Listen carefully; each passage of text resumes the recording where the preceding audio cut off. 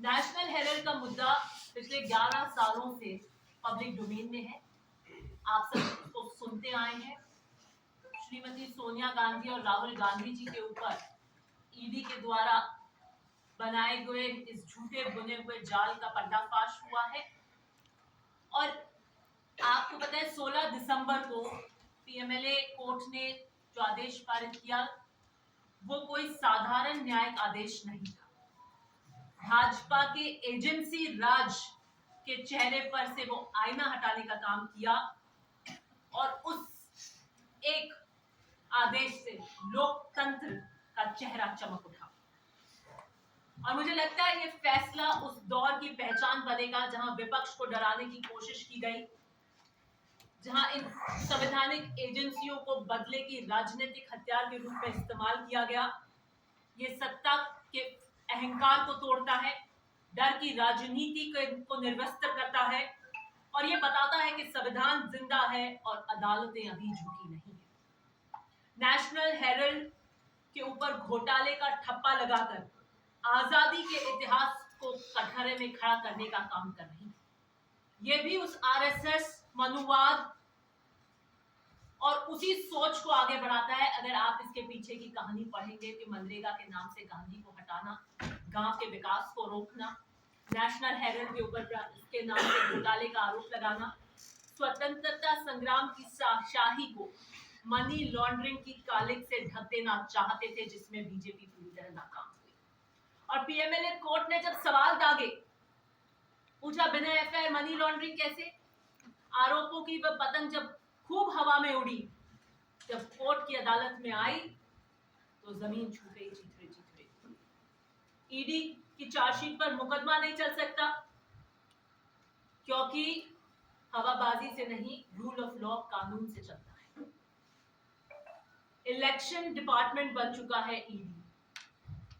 आप अपने विरोधियों के साथ जो आपसे प्रश्न करे, जो सवाल करे, उसे या तो आप देशद्रोही कहें, नहीं तो फिर आप ईडी का बिच्छू छोड़ दीजिए। हर चुनाव से पहले आप देखिए ईडी पहुंच जाती है, हर विरोधी के ऊपर ईडी का केस चला देते हैं आप।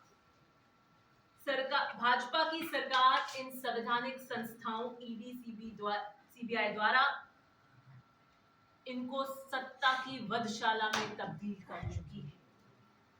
नेशनल हेरल्ड का जो पूरा मामला बुना गया वह कानून की किताब में बिल्कुल शून्य साबित हुआ और इस बात का प्रतीक है कि सिर्फ और सिर्फ भाजपा का प्रोपेगेंडा था। भाजपा का बहुत सरल गणित है, जो साथ है वो साफ है, जो खिलाफ है उस पर मुकदमा है, उसके पीछे ईडी है।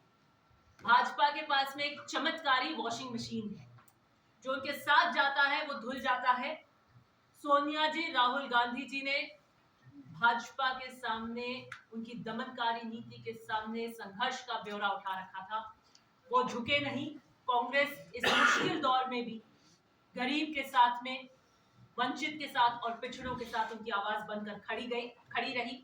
और यही कारण है सोनिया गांधी और राहुल गांधी जी के लिए फाइलों का ये मक्कर जाल बुना गया, जिसमें फंसाने में वो बिल्कुल नाकाम हुए, जिसका पर्दाफाश बिना किसी अपराध के, बिना किसी साक्ष्य के उनकी धैर्य की परीक्षा ली गई, लेकिन वो हिमालय की तरह अडिग रहे। न पैसा इधर हुआ, न इधर हुआ, न कोई निजी संपत्ति बढ़ी, फिर भी कह रहे हैं कि घोटाला हुआ है। सोनिया गांधी जी, जिन्होंने अपना पूरा जीवन देश सेवा में यहां पर समर्पित किया। आप सबको याद होगा कि जब राजीव गांधी जी, और अखबार में छपा था कि जब उनको लेकर आया गया तो वहां चेहरा नहीं था। क्या बीतती होगी एक महिला पर जब देश के नाम उनके पति शहीद हो जाते हैं। उन्होंने अपना जीवन कांग्रेस को दिया। उन्होंने भारतीयता को आत्मसात कर मनरेगा जैसे कानून, right to education, MNREGA, right to social security, RTI जैसे कानून वो लेकर आई और प्रधानमंत्री की कुर्सी तक का त्याग उन्होंने कर दिया। उन पर आप इतने छोटे घोटालों के